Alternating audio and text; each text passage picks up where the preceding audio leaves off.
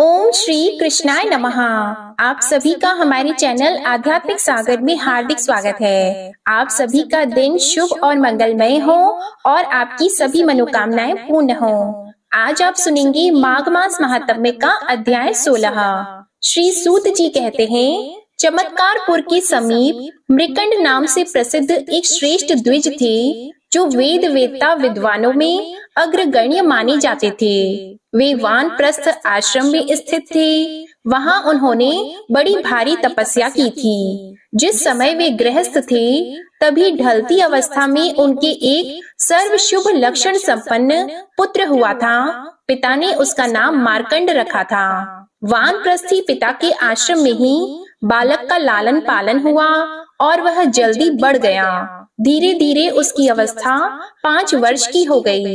एक दिन जब वह पिता की गोद में बैठकर खेल रहा था, उसी समय वहां कोई सामुद्रिक शास्त्र का विद्वान आया। उसने नख से लेकर शिखा तक उस बालक की ओर देखा। देखकर उसके नेत्र आश्चर्य से चकित हो गए। फिर वह किंचित मुस्कुराया। मृकंड मुनि ने उसे हंसते देखकर विनीत भाव से पूछा, विप्रवर, मेरे इस पुत्र की ओर देखकर आप चकित क्यों हो गए थे और फिर हंसे क्यों? उनके बारंबार इस प्रकार पूछने पर उस श्रेष्ठ ब्राह्मण ने कहा, मुने, इस शिशु के जो लक्षण देखे जाते हैं, वे यदि किसी मनुष्य के शरीर में हो तो वह अजर अमर होता है, परंतु इसमें जो एक विशेष लक्षण है, उससे सूचित होता है कि आज के दिन से 6 महीने पूरे होते ही इसकी मृत्यु हो जाएगी। ऐसा जानकर आप आज से इसके लिए लोक परलोक में हितकर कार्य कीजिए। यों कहकर वह उत्तम ब्राह्मण अपनी अभीष्ट दिशा को चला गया। तब मृकंड मुनि ने मन ही मन कुछ सोच विचार कर उचित समय से पहले ही बालक का यज्ञोपवीत संस्कार कर दिया।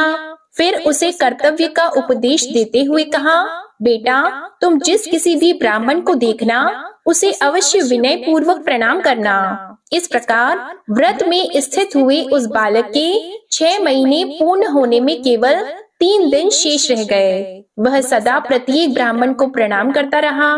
इसी बीच में तीर्थ यात्रा परायण सप्त ऋषिगण उधर आ निकले। जहाँ वह मेखलाधारी मार्कंड खड़ा था, उसने उन सब मुनियों को बारी बारी से प्रणाम किया और सबने अलग अलग उसे दीर्घायु होने का आशीर्वाद दिया। फिर मुनिवर वशिष्ठ ने उस बाल ब्रह्मचारी की ओर देखते हुए कहा, हम सब ने इस शिशु को दीर्घ आयु होने का आशीर्वाद दिया है, परंतु यह तो आज के तीसरे ही दिन प्राण त्याग देगा। अतः हम लोगों के वचन का इस प्रकार असत्य होना कदापि उचित नहीं है। इसलिए ऐसा कोई उपाय किया जाए जिससे यह बालक चिरंजीवी हो जाए।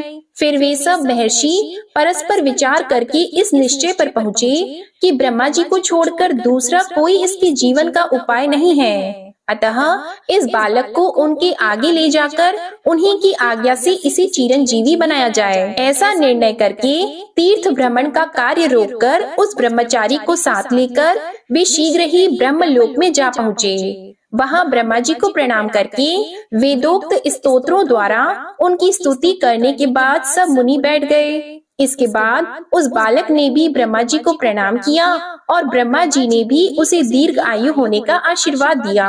इसके बाद ब्रह्मा जी ने सप्त ऋषियों से पूछा, तुम लोग कहाँ से और किस लिए इस समय यहाँ आए हो, और यह उत्तम व्रत धारण करने वाला बालक कौन है? सप्त ऋषि बोले, पितामह, हम लोग तीर्थ यात्रा के प्रसंग से पृथ्वी पर सब ओर घूमते हुए चमत्कारपुर के समीप तक गए थे। वहाँ इस बालक ने हम सबको प्रणाम किया और बारी बारी हम सब ने इसे दीर्घायु होने का आशीर्वाद दिया, परंतु इसकी आयु तो 3 दिन ही शेष रह गई है। इसलिए हम बहुत लज्जित हैं और इसे लेकर आपके पास आए हैं। यहाँ आने पर आपने भी इस बालक को दीर्घ आयु होने का आशीर्वाद दिया है।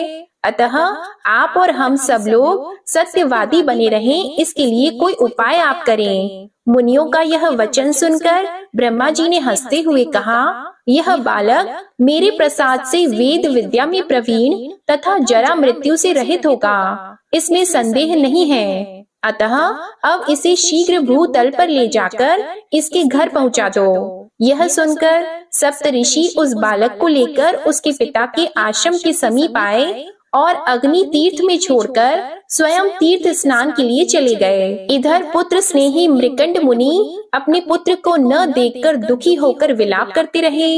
इतने में ही बालक मार्कंडेय पिता माता के निकट आ गया। उसे आते देखकर ब्राह्मण और ब्राह्मणी दोनों उसकी ओर दौड़े और बार बार हृदय से लगाकर पूछने लगे, बेटा, अपनी माता सहित मुझको शोक के समुद्र में डालकर तुम आश्रम से कहाँ चले गए थे और अब कहाँ से आए हो? फिर कभी ऐसा नहीं करना। तब मार्कंडेय जी बोले, पिताजी, आज यहाँ मुनि लोग पधारे थे। मैंने आपकी आज्ञा का स्मरण रखते हुए बारी बारी से उन सबको विनय पूर्वक प्रणाम किया और उन्होंने मुझे दीर्घ आयु होने का आशीर्वाद दिया। तब उनमें से वशिष्ठ जी ने हंसकर कहा, मुनियों, आपने जिस बालक को दीर्घ आयु कहा है वह आज से तीसरे ही दिन मृत्यु को प्राप्त होने वाला है। तब असत्य से डरे हुए उन महर्षियों ने उसी क्षण मुझे ब्रह्मलोक में पहुंचा दिया। वहां जाने पर मैंने ब्रह्मा जी को प्रणाम किया। तब उन्होंने भी दीर्घ आयु होने का आशीर्वाद दिया। तब उन मुनियों ने मुझे आशीर्वाद देने का सवृतांत कहा और यह भी अनुरोध किया कि पितामह, आपके प्रसाद से यह बालक जिस प्रकार दीर्घ आयु हो सके वैसा यत्न कीजिए। तब ब्रह्मा जी ने मुझे अजर अमर बना दिया और तुरंत उन सप्त ऋषियों के साथ घर को भेज दिया। वे मुनि मुझे आश्रम के पास छोड़कर कुंड में स्नान करने के लिए चले गए हैं। मार्कंडेय जी की यह बात सुनकर मृकंड मुनि को बड़ा हर्ष हुआ। वे तुरंत उस स्थान पर गए जहाँ मुनि लोग स्थित थे। उन सबको प्रणाम करके वे हाथ जोड़कर खड़े हो गए और बोले, मुनिवरों, आप लोगों के प्रसाद से आज मेरे कुल की वृद्धि हुई। किन्हीं आचार्यों ने यह बहुत उत्तम बात कही है कि साधु पुरुषों की सेवा करके मनुष्य तीनों लोकों में ख्याति लाभ करता है। साधु जनों का दर्शन पवित्र है क्योंकि साधु पुरुष तीर्थ स्वरूप है। तीर्थ तो कुछ समय के बाद ही फलता है, परंतु साधु पुरुषों का समागम तत्काल ही फल देता है। अतः आज आप सब लोग मेरे घर अतिथि रूप से आए हैं। बताइए, मैं किस प्रकार आपका आतिथ्य करूं? तब ऋषि बोले, मुने, हमारे लिए तो यही करोड़ों आतिथ्य के समान है। आपका अल्प आयु बालक भी अमर हो गया।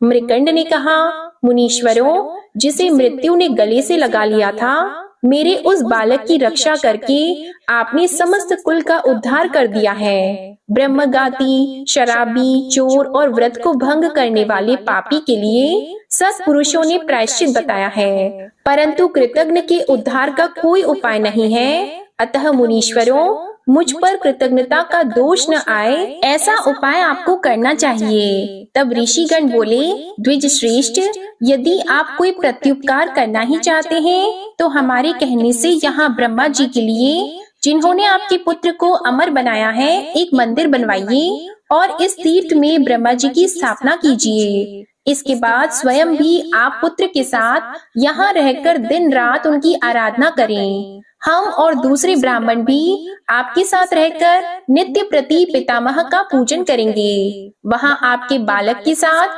हमारा सख्य संबंध स्थापित हुआ है, इसलिए यह तीर्थ बाल सख्य के नाम से प्रसिद्ध होगा। हमारे वचन से यह तीर्थ सदा रोगी और भयभीत पुरुषों को रोग एवं भय से मुक्त करेगा। जो लोग इस तीर्थ में अपने रोगार्थ, भयार्थ अथवा ग्रह पीड़ित बालकों को स्नान कराएंगे, उनके वे बालक सब दोषों से रहित हो जाएंगे। जो मनुष्य श्रद्धा पूर्वक निष्काम भाव से इस तीर्थ में स्नान करेंगे, वे उत्तम गति को प्राप्त होंगे। ऐसा कहकर वे सभी मुनीश्वर मृकंड मुनि की अनुमति लेकर अन्य तीर्थों में चले गए। इसके बाद पुत्र सहित मृकंड मुनि ने ज्येष्ठ मास की पूर्णिमा को ज्येष्ठा नक्षत्र में चंद्रमा के स्थित होने पर ब्रह्मा जी की स्थापना की और आलस्य छोड़कर वे दिन रात श्रद्धा पूर्वक उनकी आराधना में लगे रहे। इससे उन्हें उत्तम गति की प्राप्ति हुई। हे ब्राह्मणों, जो बालक ज्येष्ठ मास के ज्येष्ठा नक्षत्र में वहाँ स्नान करता है, वह 1 वर्ष तक ग्रह आदि जनित पीड़ा का कभी अनुभव नहीं करता है। श्री सूत जी कहते हैं, उस तीर्थ के पश्चिम भाग में परम उत्तम एवं अतिशय पवित्र मृग तीर्थ है, जो समस्त भूतल में विख्यात है। जो मानव उस तीर्थ में पूर्ण श्रद्धा के साथ चैत्र शुक्ल चतुर्दशी को मध्याह्न काल में स्नान करते हैं, वे समस्त दोषों और पापों से युक्त होने पर भी किसी प्रकार पशु पक्षियों की योनि में नहीं जाते। जो कृतज्ञ, नास्तिक, चोर तथा राजनिंदक है, वे भी वहां स्नान करके परम गति को प्राप्त होते हैं। ऋषियों ने पूछा, हे सूत नंदन, उस क्षेत्र में मृग तीर्थ का आविर्भाव कैसे हुआ? तब श्री सूत जी ने कहा, महर्षियों, पूर्व काल में उस विशाल वन के भीतर एक दिन बहुत से महाभयंकर व्याध अपने हाथों में धनुष लिए आ पहुँचे। उस समय एक वृक्ष के नीचे हिरणों का झुंड विश्वस्त होकर बैठा था। व्याधों की दृष्टि उनके ऊपर पड़ी। मृग भी उन व्याधों को दूर से ही देखकर भय से व्याकुल होकर भाग चले और पास ही गहरे जलाशय को देखकर उसी में समा गए। जल के भीतर प्रवेश करते ही वे सब हिरण उसी तीर्थ के प्रभाव से मानव शरीर को प्राप्त हो गए। तब उनसे व्याधों ने पूछा, भद्र पुरुषों, इस मार्ग से अभी अभी हिरणों का झुंड आया है, बताइए वह किस मार्ग से निकला है? तब वे मनुष्य बोले, हम लोग ही वे हिरण हैं। इस तीर्थ के प्रभाव से हमने दुर्लभ मानव शरीर प्राप्त कर लिया है। यह सुनकर सब व्याध बड़े विस्मय में पड़े और उन्होंने भी धनुष बाण फेंककर उस तीर्थ में स्नान किया। स्नान करते ही वे दिव्य शरीर से युक्त होकर श्रेष्ठ राजा हो गए। प्राचीन काल में जहाँ स्नान करके राजा त्रिशंकु उत्तम शरीर को प्राप्त हुए थे, उसी जलाशय में स्नान करने के कारण वे व्याध भी सब पापों से मुक्त होकर उत्तम शरीर को प्राप्त हुए।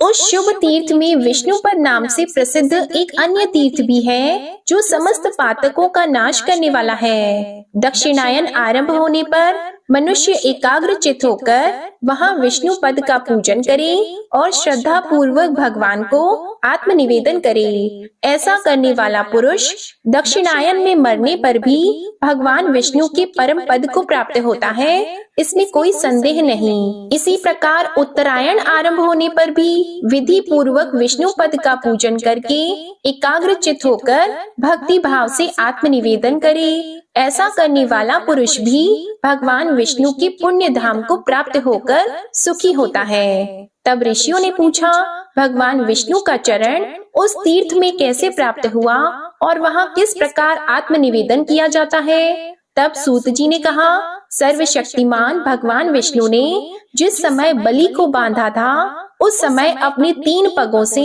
चराचर प्राणियों सहित तीनों लोगों को नाप लिया था। भगवान के उन 3 पगों में से पहला पग इसी हाटकेश्वर क्षेत्र में पड़ा था। दूसरा पग उन्होंने महर लोक में रखा।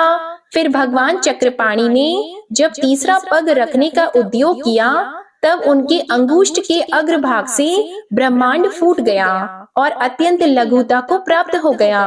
फूटे ब्रह्मांड के उस छिद्र से निकला हुआ वह जल भगवान के अंगुष्ठाग्र से होता हुआ क्रमशः पृथ्वी तल पर आया। चंद्रमा के समान उज्जवल जल से विभूषित उस तीर्थ को लोक में विष्णुपदी गंगा कहते हैं। इस प्रकार उस क्षेत्र में जब भगवान विष्णु का चरण प्राप्त हुआ, तब प्राणियों के सब पापों का नाश करने वाली विष्णुपदी नामक एक नदी प्रकट हुई। जो उसमें श्रद्धा पूर्वक स्नान करके भगवान विष्णु के चरण का स्पर्श करता है, वह परम पद को प्राप्त होता है। जो उत्तम श्रद्धा से युक्त होकर विष्णुपदी के तट पर श्राद्ध करता है, वह गया में श्राद्ध करने का फल पाता है। जो मनुष्य सदा माघ मास में प्रातः काल उठकर स्नान करता है, वह प्रयाग में स्नान का फल पाता है। जो 1 वर्ष तक वहां निवास करके भक्ति पूर्वक उसमें स्नान करता है, वह मनुष्य मोक्ष का भागी होता है। जिसकी हड्डियां उस तीर्थ के जल में डाल दी जाती हैं, वह परम गति को प्राप्त होता है। जो प्यास से पीड़ित होकर बिना भक्ति के भी उस तीर्थ के जल में प्रवेश करते हैं,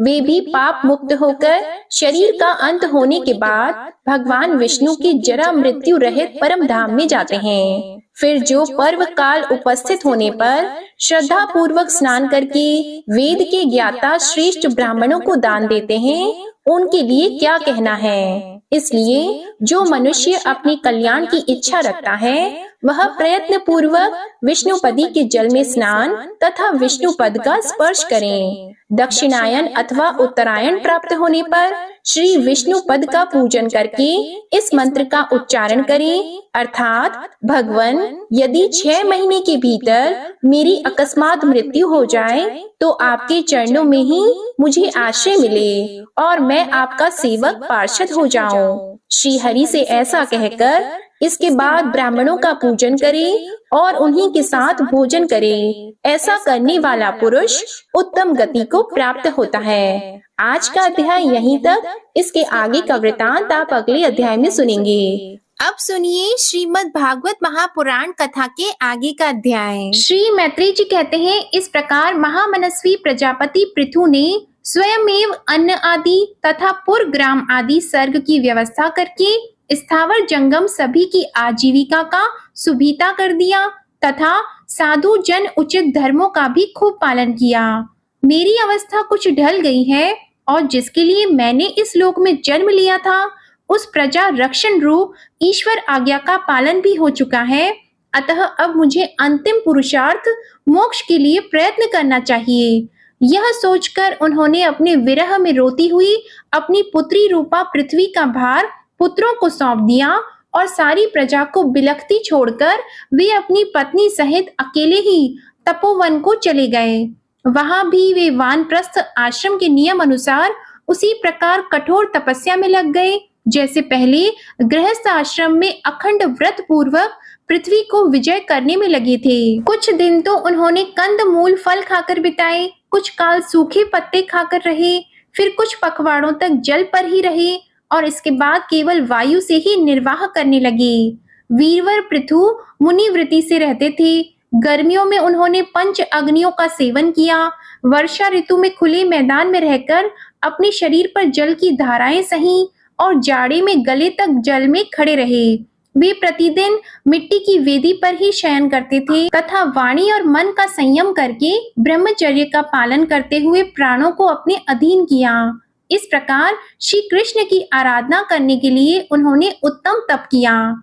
इस क्रम से उनकी तपस्या बहुत पुष्ट हो गई और उसके प्रभाव से कर्म मल नष्ट हो जाने के कारण उनका मन सर्वथा शुद्ध हो गया।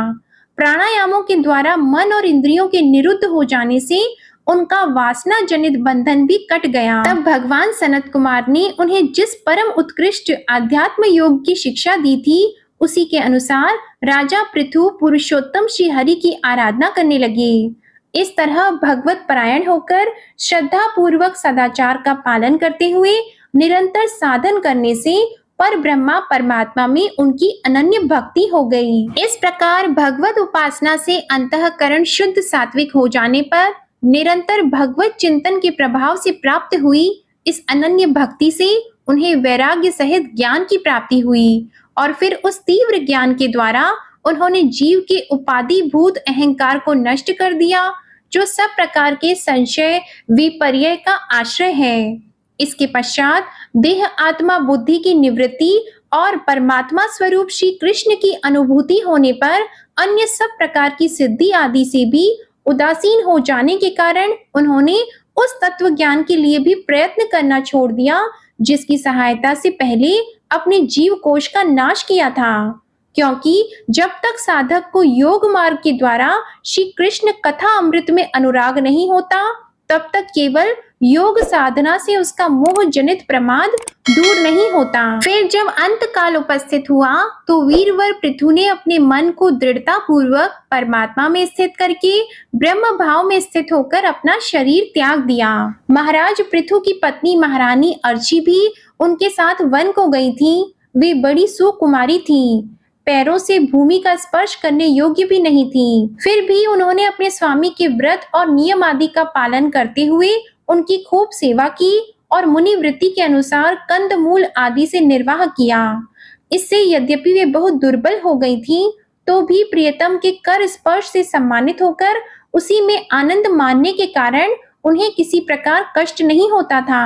अब पृथ्वी के स्वामी और अपने प्रियतम महाराज पृथु की देह को जीवन की चेतना आदि सभी धर्मों से रहित देखकर उस सती ने कुछ देर विलाप किया फिर पर्वत के ऊपर चिता बनाकर उसे उस चिता पर रख दिया। इसके बाद उस समय के सारे कृत्य करके नदी के जल में स्नान किया। अपने परम पराक्रमी पति को जलांजलि देकर आकाश स्थित देवताओं की वंदना की तथा 3 बार चिता की परिक्रमा कर पति देव के चरणों का ध्यान करती हुई अग्नि में प्रवेश कर गईं।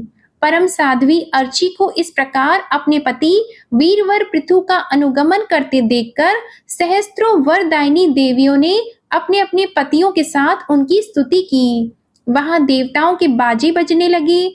उस समय उस मंदराचल के शिखर पर वे देवांगनाएं पुष्पों की वर्षा करती हुई आपस में इस प्रकार कहने लगी। देवियों ने कहा, अहो ये स्त्री धन्य है, इसने अपने पति राज राजेश्वर पृथु की मन वाणी शरीर से ठीक उसी प्रकार सेवा की है जैसे श्री लक्ष्मी जी यज्ञेश्वर भगवान विष्णु की करती हैं।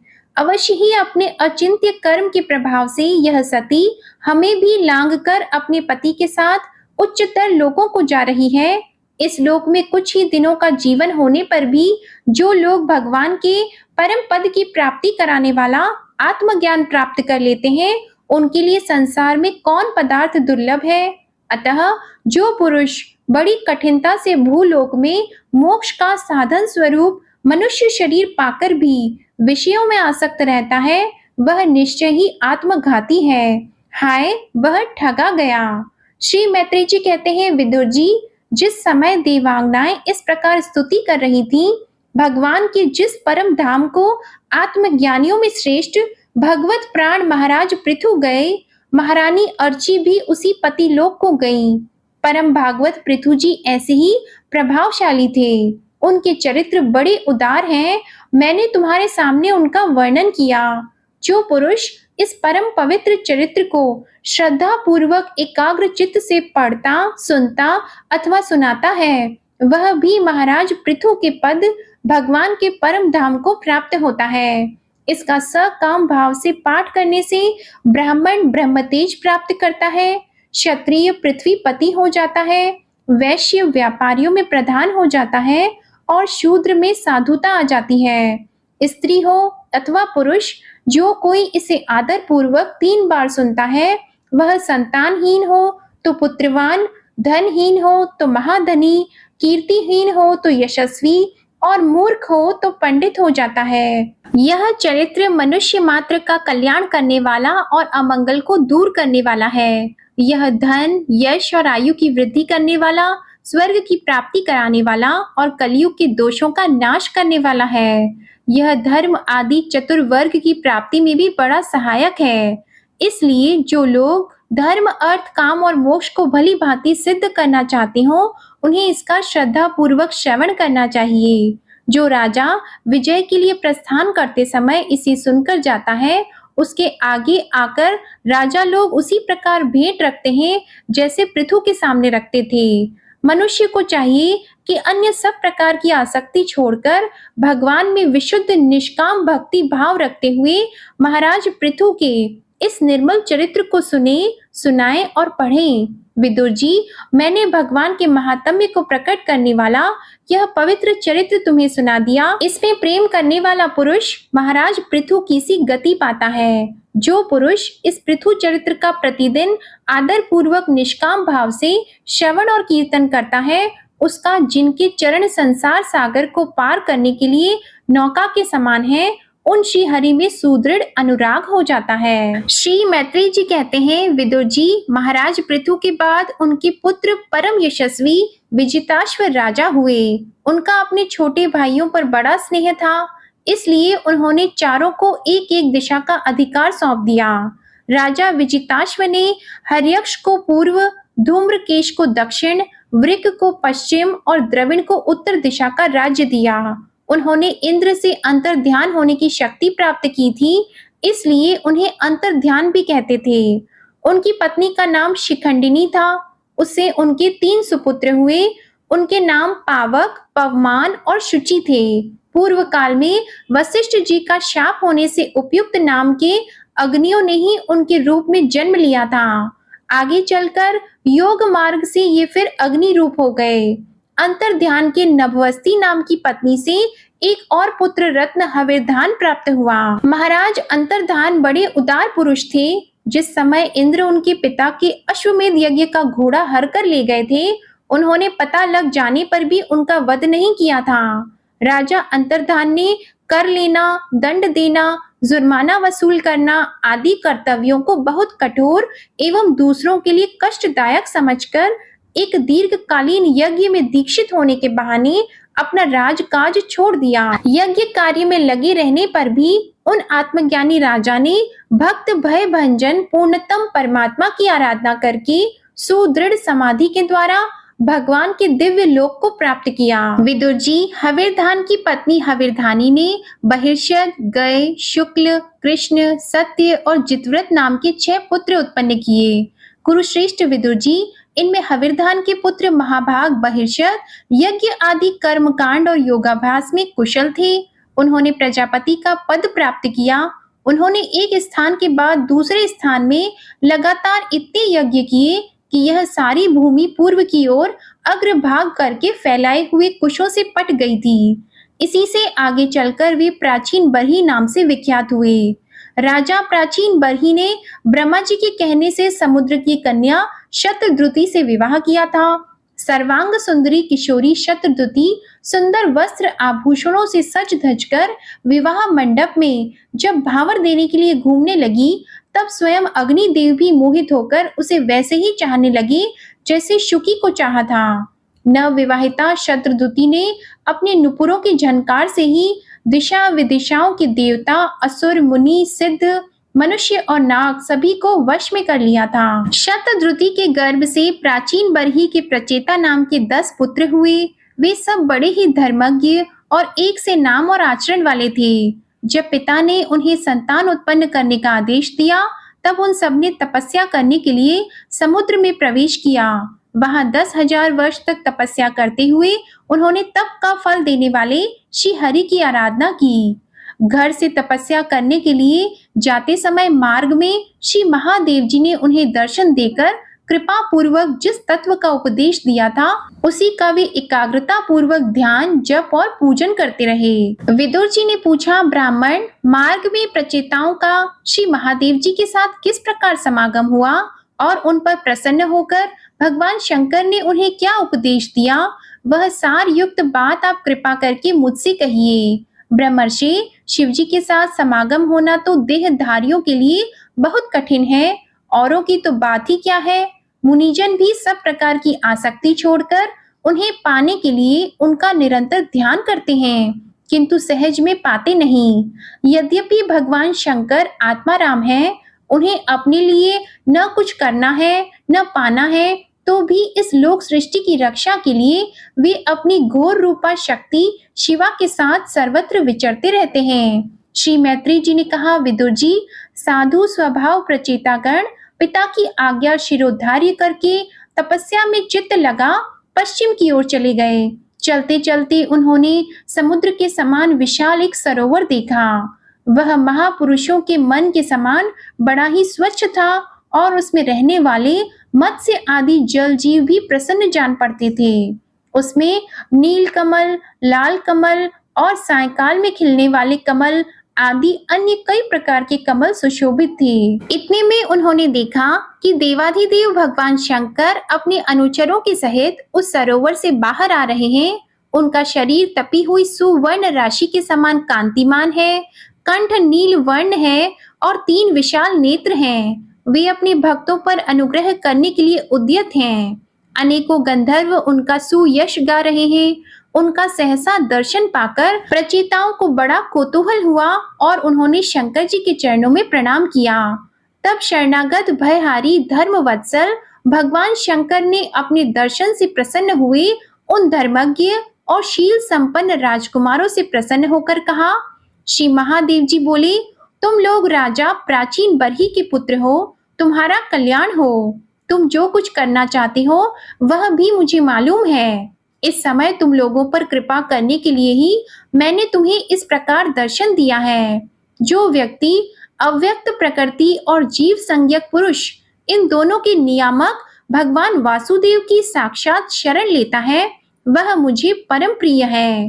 अपने वर्णाश्रम धर्म का भली भांति पालन करने वाला पुरुष 100 जन्मों के बाद ब्रह्मा के पद को प्राप्त होता है और इससे भी अधिक पुण्य होने पर वह मुझे प्राप्त होता है। परंतु जो भगवान का अनन्य भक्त है वह तो मृत्यु के बाद ही सीधे भगवान विष्णु के उस सर्व प्रचंडातीत परम पद को प्राप्त हो जाता है जिसे रुद्र रूप में स्थित मैं तथा अन्य आधिकारिक देवता अपने अपने अधिकार की समाप्ति के बाद प्राप्त करेंगे। तुम लोग भगवत भक्त होने के नाते मुझे भगवान के समान ही प्यारे हो। इसी प्रकार भगवान के भक्तों को भी मुझसे बढ़कर और कोई कभी प्रिय नहीं होता।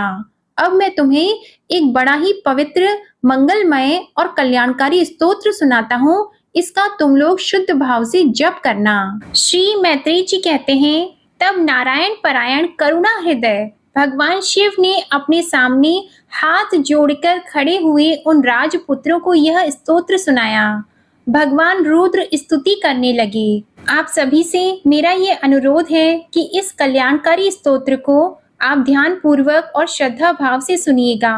भगवान रुद्र स्तुति करने लगे, भगवान आपका उत्कर्ष उच्च कोटि के आत्मज्ञानियों के कल्याण के लिए, निज आनंद लाभ के लिए है, उससे मेरा भी कल्याण हो।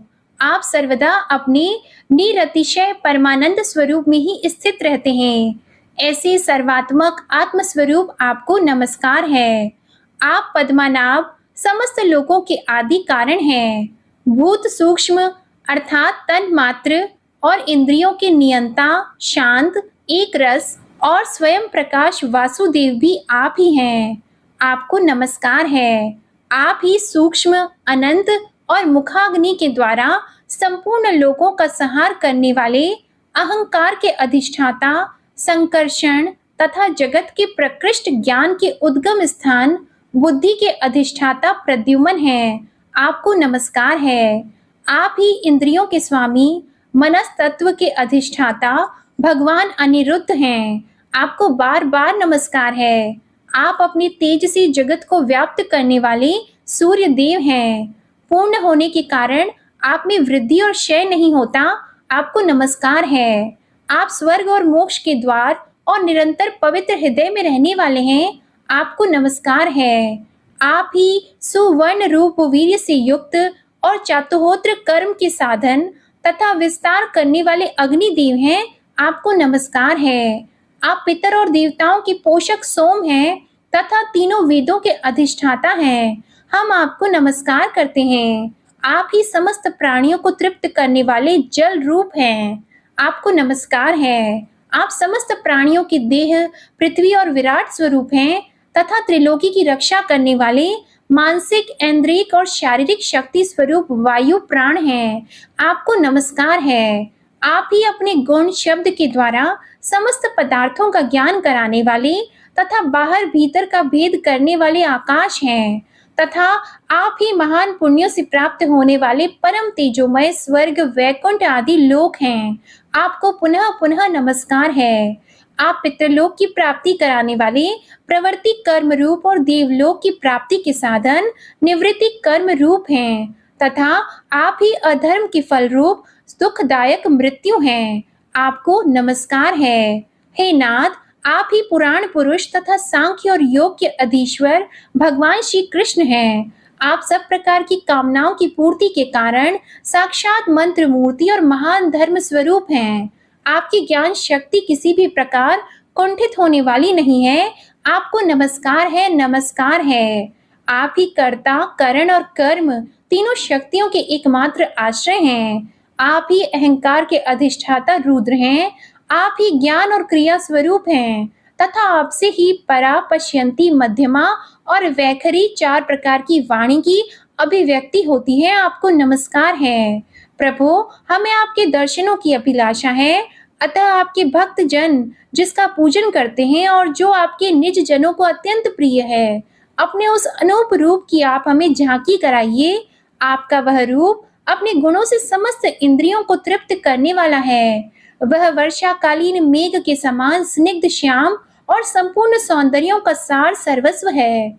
सुंदर 4 विशाल भुजाएं, महामनोहर मुखारविंद, कमल दल के समान नेत्र, सुंदर भौहें, सुघड़ नासिका, मनमोहिनी दंत पंक्ति, अमोल कपोल युक्त मनोहर मुखमंडल और शोभाशाली समान कर्ण युगल हैं। प्रीतिपूर्ण उन्मुक्त हास्य, तिरछी चितवन, काली काली घुंघराली अलकें, कमल कुसुम की केसर के समान फहराता हुआ पीतांबर, झिलमिलाते हुए कुंडल, चमचमाते हुए मुकुट, कंकण, हार, नुपुर और मेखला आदि विचित्र आभूषण तथा शंख, चक्र, गदा, पद्मा, वनमाला और कौस्तुभ मणि के कारण उसकी अपूर्व शोभा है। उसके सिंह के समान स्थूल कंधे हैं, जिन पर हार, केयूर एवं कुंडल आदि की कांति झिलमिलाती रहती है, तथा कौस्तुभ मणि की कांति से सुशोभित मनोहर ग्रीवा है। उसका श्याममल वक्ष स्थल श्री वत्स चिन्ह के रूप में लक्ष्मी जी का नित्य निवास होने के कारण कसौटी की शोभा को भी मात करता है। उनका त्रिवली से सुशोभित पीपल के पत्ते के समान सुडौल उदर श्वास के आने जाने से हिलता हुआ बड़ा ही मनोहर जान पड़ता है। उसमें जो भंवर के समान चक्करदार नाभि है, वह इतनी गहरी है कि उससे उत्पन्न हुआ यह विश्व मानो फिर उसी में लीन होना चाहता है। श्याम वर्ण कटिभाग में पीतांबर और सुवर्ण की मेखला शोभायमान है। समान और सुंदर चरण, पिंडली, जांग और घुटनों के कारण आपका दिव्य विग्रह बड़ा ही सुघड़ जान पड़ता है। आपके चरण कमलों की शोभा शरद ऋतु के कमल दल की कांति का भी तिरस्कार करती है। उनके नखों से जो प्रकाश निकलता है, वह जीवों के हृदय अंधकार को तत्काल नष्ट कर देता है। हमें आप कृपा करके भक्तों के भयहारी एवं आश्रय स्वरूप उसी रूप का दर्शन कराइए। जगत गुरु, हम अज्ञान आवृत प्राणियों को अपनी प्राप्ति का मार्ग बताने वाले आप ही हमारे गुरु हैं। प्रभु, चित्त शुद्धि की अभिलाषा रखने वाले पुरुष को आपके इस रूप का निरंतर ध्यान करना चाहिए। इसकी भक्ति ही स्वधर्म का पालन करने वाले पुरुष को अभय करने वाली है। स्वर्ग का शासन करने वाले इंद्र भी आपको ही पाना चाहते हैं और विशुद्ध आत्मज्ञानियों की गति भी आप ही हैं। इस प्रकार आप सभी देहधारियों के लिए अत्यंत दुर्लभ हैं। केवल भक्तिमान पुरुष ही आपको पा सकते हैं। सत्पुरुषों के लिए भी दुर्लभ अनन्य भक्ति से भगवान को प्रसन्न करके, जिनकी प्रसन्नता किसी अन्य साधना से सुसाध्य है, ऐसा कौन होगा जो उनके चरण तल के अतिरिक्त और कुछ चाहेगा। जो काल अपने अदम्य उत्साह और पराक्रम से फड़कती हुई भौं के इशारे से सारे संसार का संहार कर डालता है, वह भी आपके चरणों की शरण में गए हुए प्राणी पर अपना अधिकार नहीं मानता। ऐसे भगवान के प्रेमी भक्तों का यदि आधे क्षण के लिए भी समागम हो जाए, तो उसके सामने मैं स्वर्ग और मोक्ष को कुछ नहीं समझता। फिर मृत्यु लोक के तुच्छ भोगों की तो बात ही क्या है। प्रभु, आपके चरण संपूर्ण पाप राशि को हर लेने वाले हैं। हम तो केवल यही चाहते हैं कि जिन लोगों ने आपकी कीर्ति और तीर्थ यानी गंगा जी में आंतरिक और बाह्य स्नान करके मानसिक और शारीरिक दोनों प्रकार के पापों को धो डाला है, तथा जो जीवों के प्रति दया, राग, द्वेष रहित चित्त तथा सरलता आदि गुणों से युक्त है, उन आपके भक्त जनों का संग हमें सदा प्राप्त होता रहे। यही हम पर आपकी बड़ी कृपा होगी। जिस साधक का चित्त भक्ति योग से अनुग्रहित एवं विशुद्ध होकर न तो बाह्य विषयों में भटकता है और न अज्ञान गुह्य रूप प्रकृति में ही लीन होता है, वह अनायास ही आपके स्वरूप का दर्शन पा जाता है, जिसमें यह सारा जगत दिखाई देता है और जो स्वयं संपूर्ण जगत में भास रहा है, वह आकाश के समान विस्तृत और परम प्रकाश में ब्रह्म तत्व आप ही हैं। भगवान, आपकी माया अनेक प्रकार के रूप धारण करती है। इसी के द्वारा आप इस प्रकार जगत की रचना, पालन और संहार करते हैं, जैसे यह कोई सदस्तु हो, किंतु इससे आप में किसी प्रकार का विकार नहीं आता। माया के कारण दूसरे लोगों में ही भेद बुद्धि उत्पन्न होती है। आप परमात्मा पर वह अपना प्रभाव डालने में असमर्थ होती है। आपको तो हम परम स्वतंत्र ही समझते हैं। आपका स्वरूप पंचभूत, इंद्रिय और अंतःकरण के प्रेरक रूप से उपलक्षित होता है। जो कर्मयोगी पुरुष सिद्धि प्राप्त करने के लिए तरह तरह के कर्मों के द्वारा आपके इस सगुण साकार स्वरूप का श्रद्धा पूर्वक भली भांति पूजन करते हैं, वे ही वेद और शास्त्रों के सच्चे मर्मज्ञ हैं।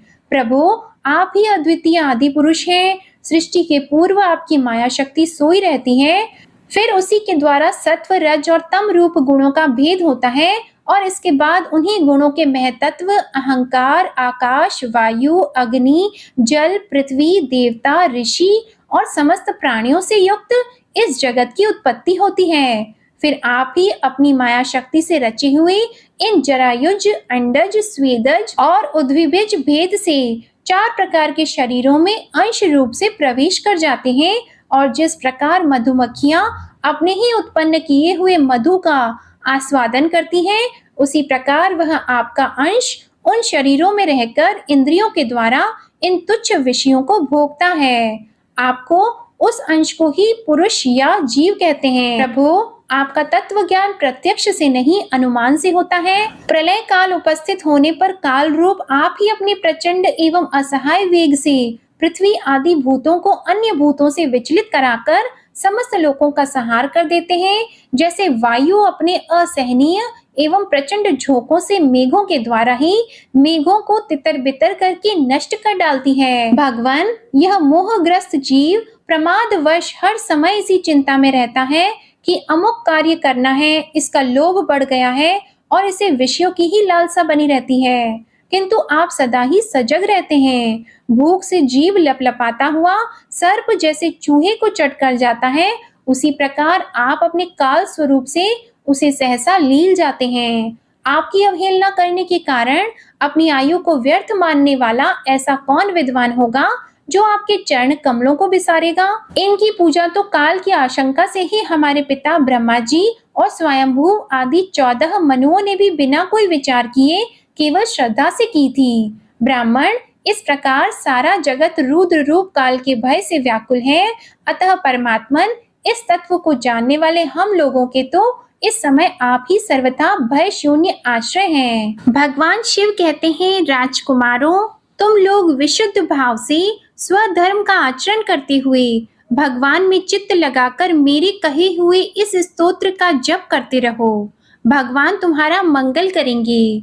तुम लोग अपने अंतःकरण में स्थित उन सर्वभूत अंतर्यामी परमात्मा श्री हरि का ही बारंबार स्तवन और चिंतन करते हुए पूजन करो। मैंने तुम्हें यह योग आदेश नाम का स्तोत्र सुनाया है, तुम लोग इसे मन से धारण कर मुनि व्रत का आचरण करते हुए इसका एकाग्रता से आदर पूर्वक अभ्यास करो। यह स्तोत्र पूर्व काल में जगत विस्तार के इच्छुक प्रजापतियों के पति भगवान ब्रह्मा जी ने प्रजा उत्पन्न करने की इच्छा वाले हम भृगु आदि अपने पुत्रों को सुनाया था।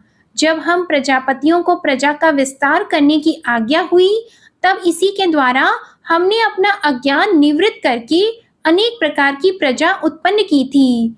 अब भी जो भगवत परायण पुरुष इसका एकाग्र चित्त से नित्य प्रति जप करेगा, उसका शीघ्र ही कल्याण हो जाएगा।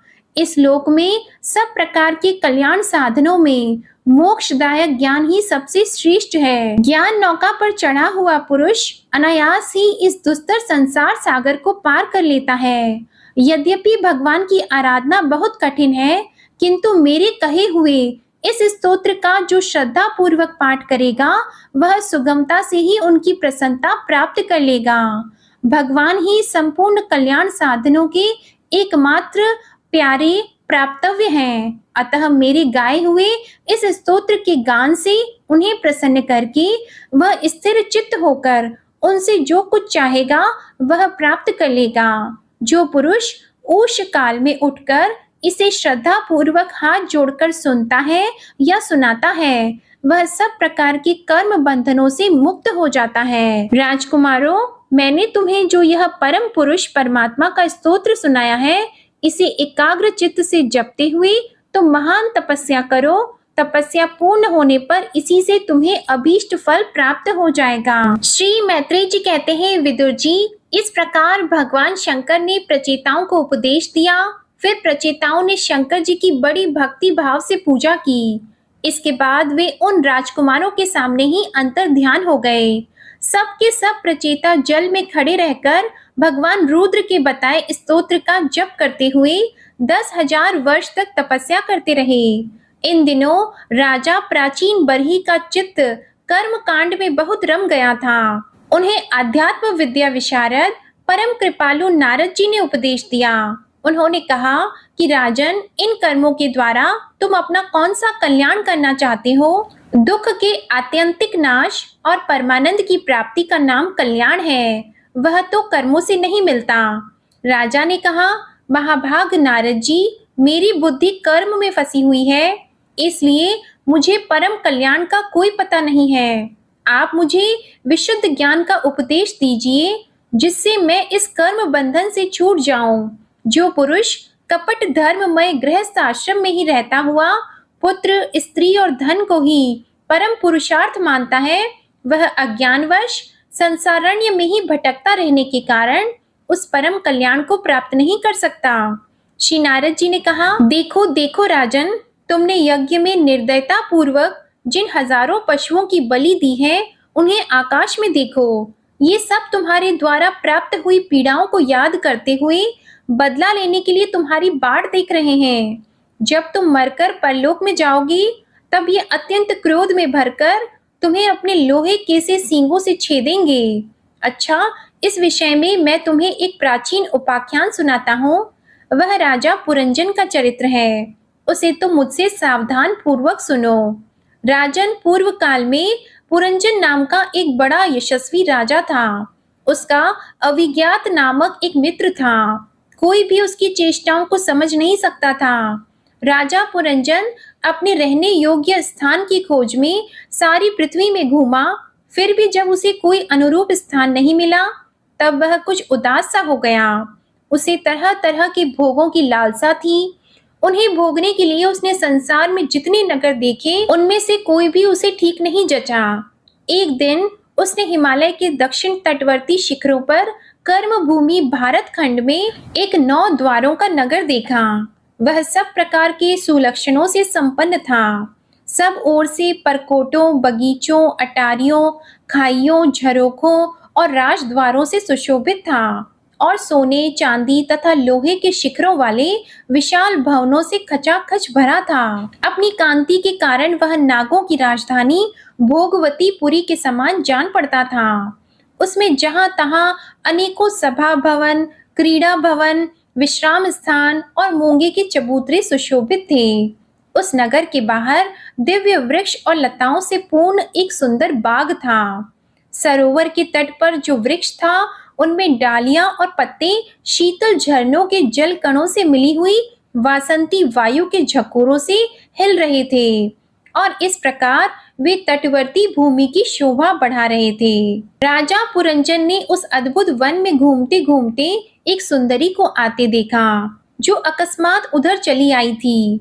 उसके साथ 10 सेवक थे, जिनमें से प्रत्येक 100 नायिकाओं का पति था। एक 5 फन वाला सांप उसका द्वारपाल था, वही उसकी सब ओर से रक्षा करता था। वह सुंदरी भोली भाली किशोरी थी और विवाह के लिए श्रेष्ठ पुरुष की खोज में थी। उसकी नासिका, दंत पंक्ति, कपोल और मुख बहुत सुंदर थे। उसके समान कानों में कुंडल झिलमिला रहे थे। उसका रंग सांवला था, कटी प्रदेश सुंदर था। वह पीले रंग की साड़ी और सोने की करधनी पहने हुए थी तथा चलते समय चरणों से नुपुरों की झनकार करती जाती थी। अधिक क्या था, वह साक्षात कोई देवी सी जान पड़ती थी। उसकी प्रेम से मटकती भौं और प्रेम पूर्ण तिरछी चितवन के बाण से घायल होकर वीर पुरंजन ने लज्जा युक्त मुस्कान से और भी सुंदर लगने वाली उस देवी से मधुर वाणी में कहा, कमल दल लोचनी, मुझे बताओ तुम कौन हो, किसकी कन्या हो? साध्वी, इस समय आ कहाँ से रही हो? भीरू, इस पुरी के समीप तुम क्या करना चाहती हो? सुभ्रू, तुम्हारे साथ इस 11वीं महान शूरवीर से संचालित ये 10 सेवक कौन हैं? और ये सहेलियां तथा तुम्हारे आगे चलने वाले ये सर्प कौन हैं? सुंदरी, तुम साक्षात लज्जा देवी हो अथवा उमा, रमा और ब्राह्मणी में से कोई हो। यहाँ वन में मुनियों की तरह एकांतवास करके क्या अपने पतिदेव को खोज रही हो? तुम्हारे प्राणनाथ तो तुम उनके चरणों की कामना करती हो, इतने से ही पूर्ण काम हो जाएंगे। अच्छा, यदि तुम साक्षात कमला देवी हो, तो तुम्हारे हाथ का क्रीड़ा कमल कहाँ गिर गया? सुभगे, तुम इनमें से तो कोई हो नहीं, क्योंकि तुम्हारे चरण पृथ्वी का स्पर्श कर रहे हैं। अच्छा, यदि तुम कोई मानवी ही हो, तो लक्ष्मी जी जिस प्रकार भगवान विष्णु के साथ वैकुंठ की शोभा बढ़ाती हैं, उसी प्रकार तुम मेरे साथ इस श्रेष्ठ पुरी को अलंकृत करो। देखो, मैं बड़ा ही वीर और पराक्रमी हूँ, परंतु आज तुम्हारे कटाक्षों ने मेरे मन को बेकाबू कर दिया है। इसलिए सुंदरी, अब तुम्हें मुझ पर कृपा करनी चाहिए। श्री नारद जी ने कहा, वीरवर, जब राजा पुरंजन ने अधीर से होकर इस प्रकार याचना की, तब उस बाला ने भी हंसते हुए उसका अनुमोदन किया। वह भी राजा को देखकर मोहित हो चुकी थी। वह कहने लगी, नरश्रेष्ठ, हमें अपने उत्पन्न करने वाले का ठीक ठीक पता नहीं है, और न हम अपने या किसी दूसरे के नाम या गोत्र को ही जानती हैं। वीरवर, आज हम सब इस पुरी में हैं, इसके सिवा मैं और कुछ नहीं जानती। मुझे इसका भी पता नहीं है कि हमारे रहने के लिए यह पुरी किसने बनाई है। प्रियवर, ये पुरुष मेरे सखा और स्त्रियां मेरी सहेलियां हैं, तथा जिस समय मैं सो जाती हूँ, यह सर्प जागता हुआ इस पुरी की रक्षा करता रहता है। शत्रु दमन, आप यहाँ पधारे, यह मेरे लिए सौभाग्य की बात है। आपका मंगल हो। आपको विषय भोगों की इच्छा है, उसकी पूर्ति के लिए मैं अपने साथियों सहित सभी प्रकार के भोग प्रस्तुत करती रहूंगी। प्रभु, इस 9 द्वारों वाली पुरी में मेरे प्रस्तुत किए हुए इच्छित भोगों को भोगते हुए आप सैकड़ों वर्षों तक निवास कीजिए। भला आपको छोड़कर मैं और किसके साथ रमण करूंगी? दूसरे लोग तो न रति सुख को जानते हैं, न विहित भोग को ही भोगते हैं, न परलोक का ही विचार करते हैं, और न कल क्या होगा इसका ही ध्यान रखते हैं। अतएव पशु तुल्य हैं। अहो, इस लोक में गृहस्थ आश्रम में ही धर्म, अर्थ, काम, संतान सुख, मोक्ष, सुयश और स्वर्ग आदि दिव्य लोकों की प्राप्ति हो सकती है। संसार त्यागी यतिजन तो इन सब की कल्पना भी नहीं कर सकते। महापुरुषों का कथन है कि इस लोक में पितर, देव, ऋषि, मनुष्य तथा संपूर्ण प्राणियों के और अपने भी कल्याण का आश्रय एकमात्र गृहस्थ आश्रम ही है। वीर शिरोमणि, लोक में मेरी जैसी कौन स्त्री होगी जो स्वयं प्राप्त हुए आप जैसे सुप्रसिद्ध, उदार चित्त और सुंदर पति को वरण न करेगी? महाबाहो, इस पृथ्वी पर आपकी सांप जैसी गोलाकार सुकोमल भुजाओं में स्थान पाने के लिए किस कामिनी का चित्त न ललचाएगा? आप तो अपनी मधुर मुस्कान में करुणापूर्ण दृष्टि से हम जैसी अनाथाओं के मानसिक संताप को शांत करने के लिए ही पृथ्वी में विचर रहे हैं। श्री नारद जी कहते हैं, राजन, उन स्त्री पुरुषों ने इस प्रकार एक दूसरे की बात का समर्थन कर फिर 100 वर्षों तक उस पुरी में रहकर आनंद भोगा। गायक लोग सुमधुर स्वर में जहां तहां राजा पुरंजन की कीर्ति गाया करते थे। जब ग्रीष्म ऋतु आती, तब वह अनेकों स्त्रियों के साथ सरोवर में घुसकर जल क्रीड़ा करता। उस नगर में जो 9 द्वार थे, उनमें से 7 नगरी के ऊपर और 2 नीचे थे। उस नगर का जो कोई राजा होता, उसके पृथक पृथक देशों में जाने के लिए ये द्वार बनाए गए थे। राजन, इनमें से 5 पूर्व, 1 दक्षिण, 1 उत्तर और 2 पश्चिम की ओर थे। उनके नामों का वर्णन करता हूँ।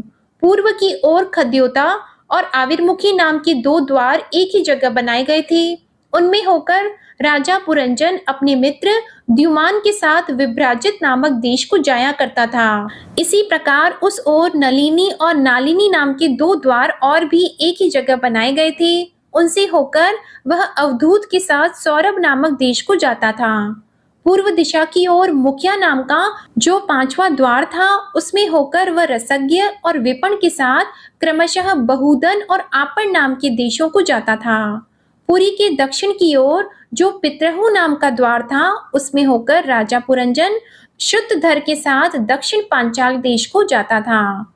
उत्तर की ओर जो देवहू नाम का द्वार था, उससे शुद्धधर के ही साथ वह उत्तर पांचाल देश को जाता था।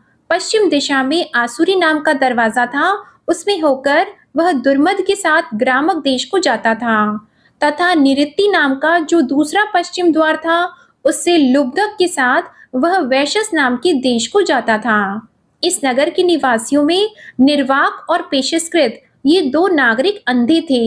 राजा पुरंजन आंख वाले नागरिकों का अधिपति होने पर भी इन्हीं की सहायता से जहां तहां जाता और सब प्रकार के कार्य करता था। जब कभी अपने प्रधान सेवक विशुचीन के साथ अंतःपुर में जाता, तब उसे स्त्री और पुत्रों के कारण होने वाले मोह, प्रसन्नता एवं हर्ष आदि विकारों का अनुभव होता। उसका चित्त तरह तरह के कर्मों में फंसा हुआ था और काम परवश होने के कारण वह मूढ़ रमणी के द्वारा ठगा गया था। उसकी रानी जो जो काम करती थी वही वह भी करने लगता था। वह जब मद्यपान करती तब वह भी मदिरा पीता और मद से उन्मत्त हो जाता था। जब वह भोजन करती तब आप भी भोजन करने लगता और जब कुछ चबाती तब आप भी वही वस्तु चबाने लगता था। इसी प्रकार कभी उसके गाने पर गाने लगता, रोने पर रोने लगता, हंसने पर हंसने लगता और बोलने पर बोलने लगता। कभी उसकी प्रिया शोकाकुल होती तो आप भी अत्यंत दीन के समान व्याकुल हो जाता।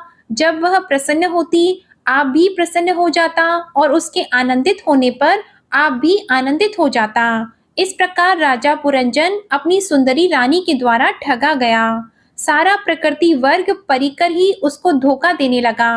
वह मूर्ख विवश होकर इच्छा न होने पर भी खेल के लिए घर पर पाले हुए बंदर के समान अनुकरण करता रहता। श्री नारद जी कहते हैं, राजन, एक दिन राजा पुरंजन अपना विशाल धनुष, सोने का कवच और अक्षय तरकश धारण कर अपने 11वें सेनापति के साथ 5 घोड़ों के शीघ्रगामी रथ में बैठकर पंचप्रस्थ नाम के वन में गया। उस रथ में 2 ईशादंड, 2 पहिए, 1 धुरी, 3 ध्वज दंड, 5 डोरियां, 1 लगाम, 1 सारथी, 1 बैठने का स्थान, 2 जुए, 5 आयुध और 7 आवरण थे। वह 5 प्रकार की चालों से चलता था और उसका साज बाज सब सुनहरा था। यद्यपि राजा के लिए अपनी प्रिया को क्षण भर भी छोड़ना कठिन था, किंतु उस दिन उसे शिकार का ऐसा शौक लगा कि उसकी भी परवाह न कर वह बड़े गर्व से धनुष बाण चढ़ाकर आखेट करने लगा। इस समय आसुरी वृत्ति बढ़ जाने से उसका चित्त बड़ा कठोर और दया शून्य हो गया था। इससे उसने अपने तीखे बाणों से बहुत से निर्दोष जंगली जानवरों का वध कर डाला। जिसकी मांस में अत्यंत आसक्ति हो वह राजा केवल शास्त्र प्रदर्शित कर्मों के लिए वन में जाकर आवश्यकता अनुसार अनिषिद्ध पशुओं का वध करे, व्यर्थ पशु हिंसा न करे। शास्त्र इस प्रकार उच्च श्रृंखल प्रवृत्ति को नियंत्रित करता है। राजन, जो विद्वान इस प्रकार शास्त्र नियत कर्मों का आचरण करता है वह उस कर्म अनुष्ठान से प्राप्त हुए ज्ञान के कारणभूत कर्मों से लिप्त नहीं होता। नहीं तो मनमाना कर्म करने से मनुष्य अभिमान के वशीभूत होकर कर्मों में बंध जाता है तथा गुण प्रवाह रूप संसार चक्र में पड़कर विवेक बुद्धि के नष्ट हो जाने से अधम योनियों में जन्म लेता है। पुरंजन के तरह तरह के पंखों वाले बाणों से छिन्न भिन्न होकर अनेकों जीव बड़े कष्ट के साथ प्राण त्यागने लगे। उसका वह निर्दयता पूर्ण जीव संहार देखकर सभी दयालु पुरुष बहुत दुखी हुए। वे इसे सह नहीं सके। इस प्रकार वहां खरगोश, सुअर, भैंसे, नीलगाय और भी बहुत से मेद्य पशुओं का वध करते करते राजा पुरंजन बहुत थक गया। तब वह भूख प्यास से अत्यंत शिथिल होकर वन से लौटकर राजमहल में आया। वहां उसने यथायोग्य रीति से स्नान और भोजन से निवृत्त होकर कुछ विश्राम करके थकान दूर की। फिर गंध, चंदन और माला आदि से सुसज्जित होकर सब अंगों में सुंदर सुंदर आभूषण पहने। तब उसे अपनी प्रिया की याद आई। वह भोजन आदि से तृप्त, हृदय में आनंदित, मद से उन्मत्त और काम से व्यथित होकर अपनी सुंदरी भार्या को ढूंढने लगा, किंतु उसे वह कहीं भी दिखाई नहीं दी। प्राचीन बरही तब उसने चित्त में कुछ उदास होकर अंतःपुर की स्त्रियों से पूछा, सुंदरियों, अपनी स्वामिनी के सहित तुम सब पहले की ही तरह कुशल से होना? क्या कारण है आज इस घर में संपत्ति पहले जैसी सुहावनी नहीं जान पड़ती? घर में माता अथवा पति परायणा भार्या न हो तो वह घर बिना पहिए के रथ के समान हो जाता है। फिर उसमें कौन बुद्धिमान दीन पुरुषों के समान रहना पसंद करेगा? अतः बताओ, वह सुंदरी कहाँ है जो दुख समुद्र में डूबने पर मेरी विवेक बुद्धि को पद पद पर जागृत करके मुझे उस संकट से उबार लेती है? स्त्रियों ने कहा, नरनाथ, मालूम नहीं आज आपकी प्रिया ने क्या ठानी है। शत्रुदमन, देखिए वे बिना बिछौने के पृथ्वी पर ही पड़ी हुई है। श्री नारद जी कहते हैं, राजन, उस स्त्री के संग से राजा पुरंजन का विवेक नष्ट हो चुका था, इसलिए अपनी रानी को पृथ्वी पर अस्त व्यस्त अवस्था में पड़ी देखकर वह अत्यंत व्याकुल हो गया।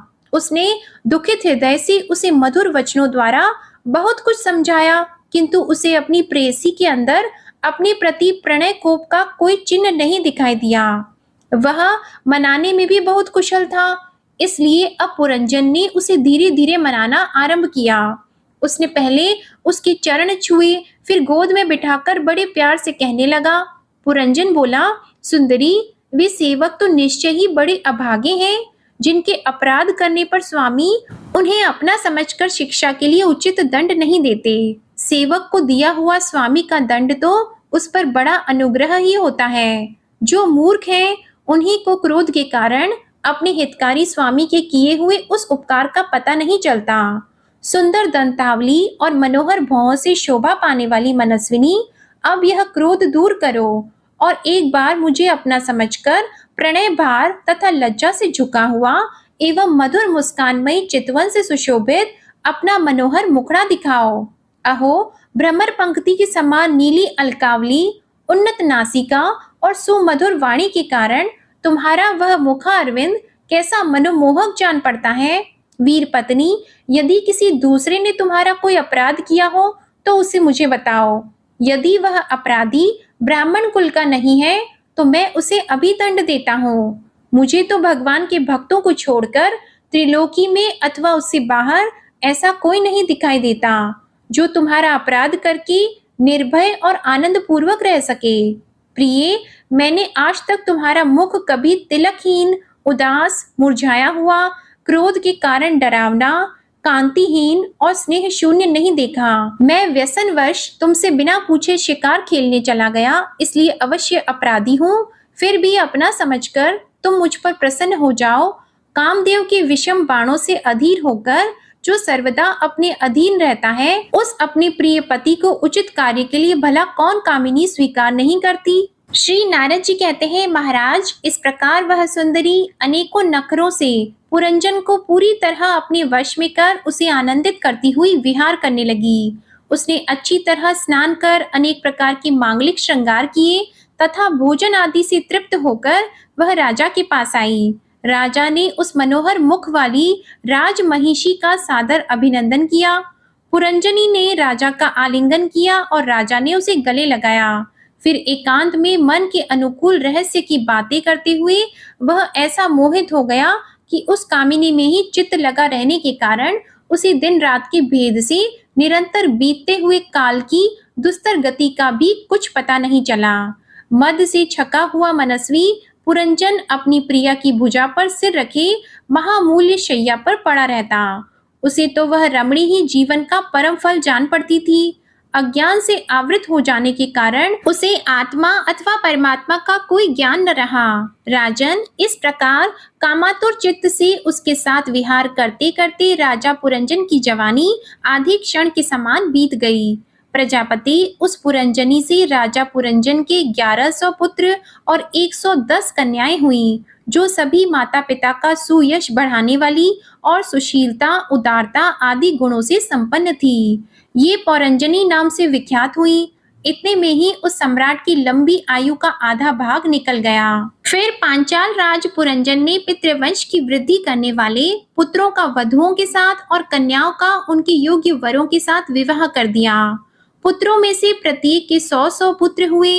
उनसे वृद्धि को प्राप्त होकर पुरंजन का वंश सारे पांचाल देश में फैल गया। इन पुत्र, पौत्र, गृह, कोश, सेवक और मंत्री आदि में दृढ़ ममता हो जाने से वह इन विषयों में ही बंध गया। फिर तुम्हारी तरह उसने भी अनेक प्रकार के भोगों की कामना से यज्ञ की दीक्षा लेकर तरह तरह के पशु हिंसामय घोर यज्ञों से देवता, पितर और भूतपतियों की आराधना की। इस प्रकार वह जीवन भर आत्मा का कल्याण करने वाले कर्मों की ओर से दीन बुद्धि से अपने स्त्री पुत्र आदि के लिए शोकाकुल हो रहा था। इसी समय उसे पकड़ने के लिए वहां भय नामक यवनराज आ धमका। जब यवन लोग उसे पशु के समान बांधकर अपने स्थान को ले चले, तब उसके अनुचरगण अत्यंत आतुर और शोकाकुल होकर उसके साथ हो लिए।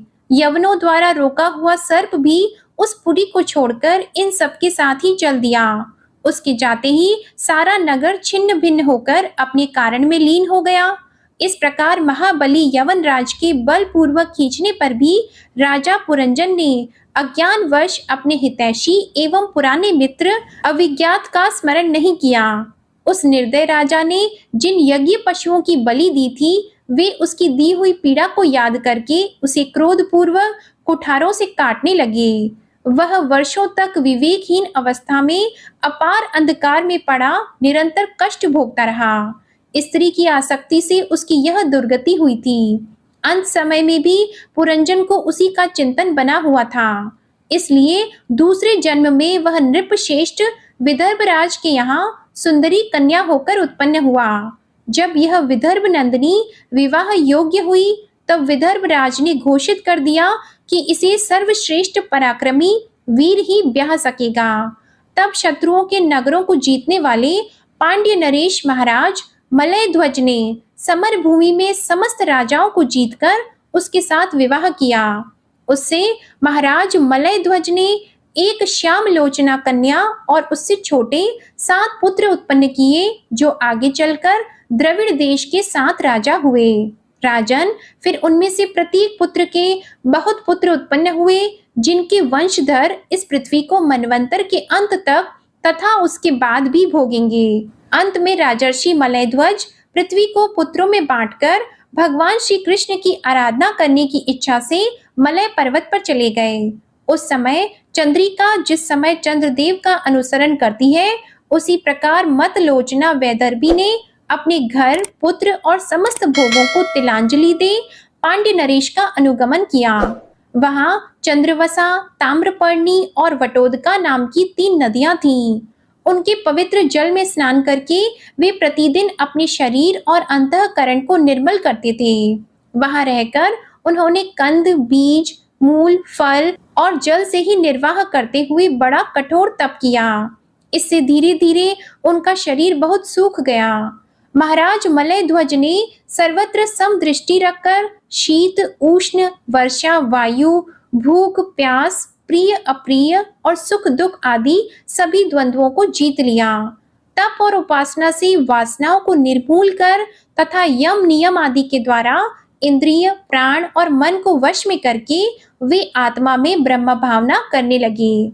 इस प्रकार 100 दिव्य वर्षों तक स्थानों के समान निश्चल भाव से एक ही स्थान पर बैठे रहे। भगवान वासुदेव में सुदृढ़ प्रेम हो जाने के कारण इतने समय तक उन्हें शरीर आदि का भी भान नहीं हुआ। राजन, गुरु स्वरूप साक्षात श्री हरि के उपदेश किए हुए तथा अपने अंतःकरण में सब ओर स्फुरित होने वाले विशुद्ध विज्ञान दीपक से उन्होंने देखा कि अंतःकरण की वृत्ति का प्रकाशक आत्मा स्वप्न अवस्था की भांति देह आदि समस्त उपाधियों में व्याप्त तथा उनसे पृथक भी है। ऐसा अनुभव करके वे सब ओर से उदासीन हो गए। फिर अपनी आत्मा को पर ब्रह्मा में और पर ब्रह्मा को आत्मा में अभिन्न रूप से देखा और अंत में इस अभेद चिंतन को भी त्याग कर सर्वथा शांत हो गए। राजन, इस समय पति परायणा वैदर्भी सब प्रकार के भोगों को त्याग कर अपने परम धर्मज्ञ पति मलय ध्वज की सेवा बड़े प्रेम से करती थी। वह चीर वस्त्र धारण किए रहती। व्रत उपवास आदि के कारण उसका शरीर अत्यंत कृश हो गया था और सिर के बाल आपस में उलझ जाने के कारण उनमें लटे पड़ गई थी।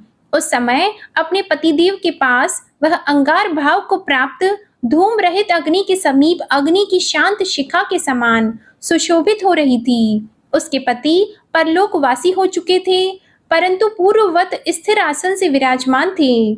इस रहस्य को न जानने के कारण वह उनके पास जाकर उनकी पूर्ववत सेवा करने लगी।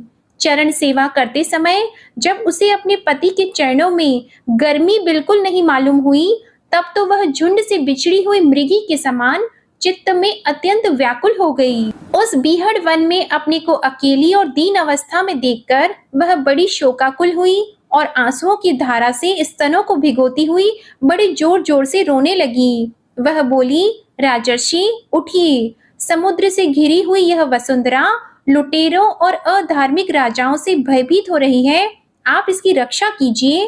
पति के साथ वन में गई हुई वह अबला इस प्रकार विलाप करती पति के चरणों में गिर गई और रो रो कर आंसू बहाने लगी। लकड़ियों की चिता बनाकर उसने उस पर पति का शव रखा और अग्नि लगाकर विलाप करते करते स्वयं सती होने का निश्चय किया। राजन, इसी समय उसका कोई पुराना मित्र, एक आत्मज्ञानी ब्राह्मण वहां आया। उसने उस रोती हुई अबला को मधुर वाणी से समझाते हुए कहा। ब्राह्मण ने कहा, तू कौन है, किसकी पुत्री है और जिसके लिए तू शोक कर रही है, वह सोया हुआ पुरुष कौन है? क्या तू मुझे नहीं जानती? मैं वही तेरा मित्र हूँ जिसके साथ तू पहले विचरा करती थी। सखे, क्या तुम्हें अपनी याद आती है?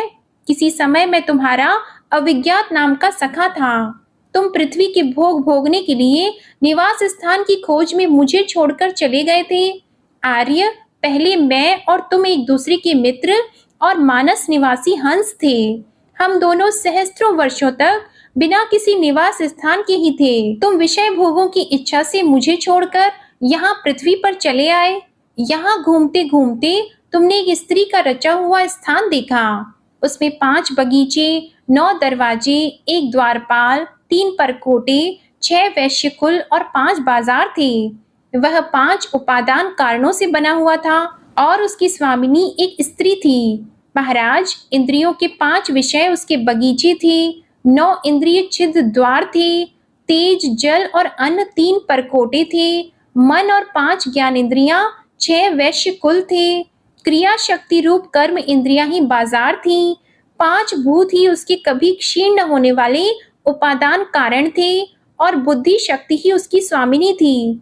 यह ऐसा नगर था जिसमें प्रवेश करने पर पुरुष ज्ञान शून्य हो जाता है, अपने स्वरूप को भूल जाता है।